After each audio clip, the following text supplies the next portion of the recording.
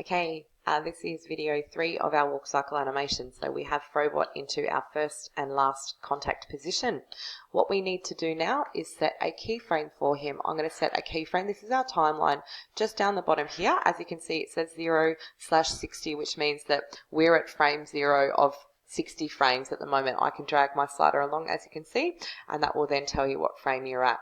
We roughly have 9 positions that we need to do. We've got 60 frames. I'm terrible at maths, but roughly every 7 or 8 frames you need to put a keyframe. So at frame 0 and at frame 60, I'm going to put a keyframe of this position. How I can do that is just using these keys down the bottom.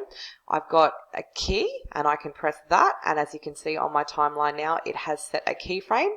And then if I drag this to the end and I press the key again, I've set the keyframe at frame 60 and at frame 0. One thing I want to show you is if I unselect my Frobot, so nothing is selected at the moment, as you can see, my keyframes are no longer showing. So do not freak out and be mindful that this does happen. However, if I was to click on one of the rigs that I've used, or if I was to select all of Frobot, so everything's selected, you can see now that there are keyframes that are showing, okay? So do not freak out if they disappear when nothing is selected. These keys down the bottom, you can press that to set a key, you can press that to set a key. If I press auto key, as you can see, the button goes red and the timeline goes red.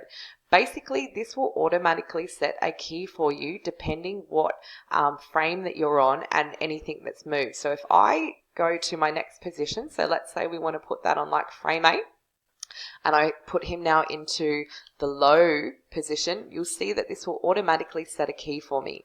This can be a really good tool to use, but just be mindful that it's turned on.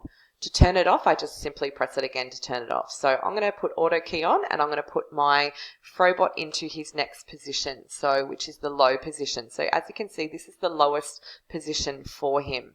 So I need to make sure that he is bending down low, so I've selected his hip rig, and I can then move him up and down, and this is probably the better rig to use rather than up here because that's for his head.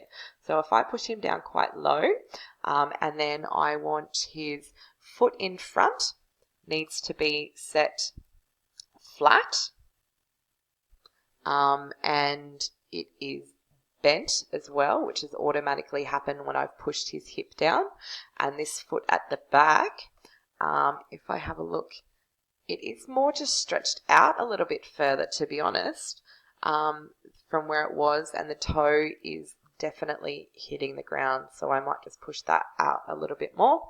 And the arm-wise, his arms are closer now, so I'm going to move this a little bit closer because he's almost about to do that passing position next. So I'm going to, oh, where's his other shoulder rig? Here we go.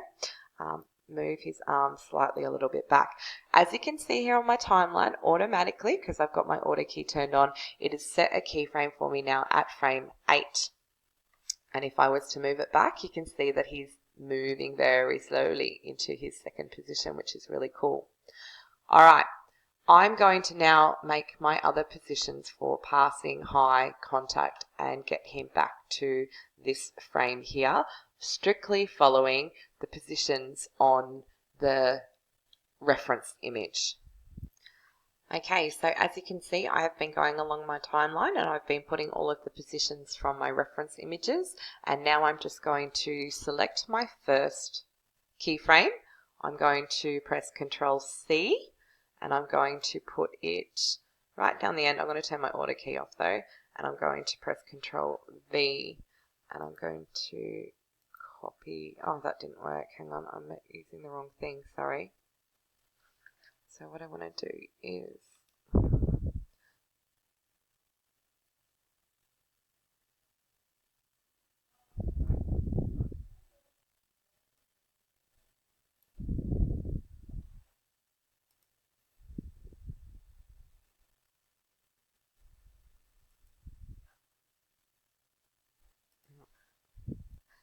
what I actually want to do is just hold down Shift. So as you can see, my key at the moment that I want to copy is white because I've clicked on it.